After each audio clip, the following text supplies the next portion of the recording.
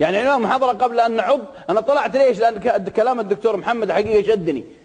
اتكلم معي أوروبي ولا طبعا الأوروبيات أنا كرجل يمكن ما أقدر، لكن زوجتي الله يخليها لي قول أمين ويمتعني برضاها قول أمين، لأن يمكن نشوف يا رب وفقهم عبد العزيز عشان إذا رجعت تونسي زين. تتكلم إنجليزي، ما أذكر تكلمت مع أخوات مع أوروبيات ولا يابانيات ولا صينيات اللي يتأثرون يأخذون رقمه ويعطونها يتبادلون أرقام. أما الرجال علي والله رغم ان الانجليزي عندي انا هاف اند هاف، ما انا ما شاء الله مثل محمد ولا عارف جلفاره، لا انا انجليزي عندي 45 50%، لكن مجرد يقعد بجنبي اوروبي بس اتكلم معه هاو ار يو وير از كنتري. مره سالت لي واحد بجنبي بريطاني ايطالي رايح للبحرين من دبي، فقعد بجنبي وايش عندك لدبي البحرين؟ قال زياره. قلت يور وايف اند شيلدرن في البحرين؟ قال يس. قلت هاو شيلدرن كم عندك؟ قال 2. قال يو؟ قلت 6. قال واي يقول لي 6 وش تسوي بهم؟ قلت ابيعهم بالبقالات يا اخوي.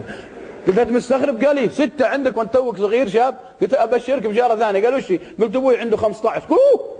والله استغرب. قلت انت مستغرب؟ قلت كينج سعودي عربي الملك حقنا الله يرحمه العزيز عنده 45. وصرخ في الطياره، اللي في الطياره قاعدين يناظرون حسبونا عمليه ارهابيه وش ذا؟ استغرب.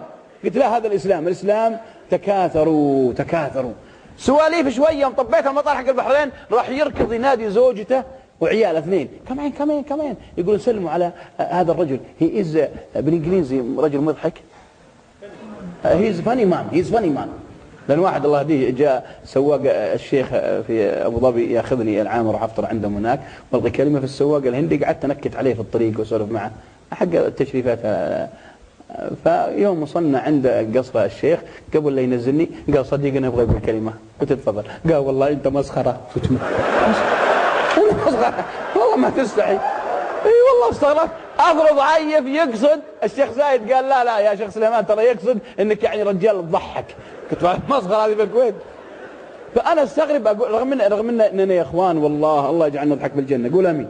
والله يا ديننا فيه رحابه عجيبه، بس حنا كما قال الله يرحمه الشيخ الشعراوي يقول ما وقفنا الا على شاطئ البحر حق البحر. الاسلام بحر مو استغفر الله اسف محيط، لكن احنا تونا واقفين على الشاطئ. شوف لما يدخل يوقف عند الشاطئ يدخل بس رجلينا الى نص ساقه ولا ركبه ولا هو محيط عظيم.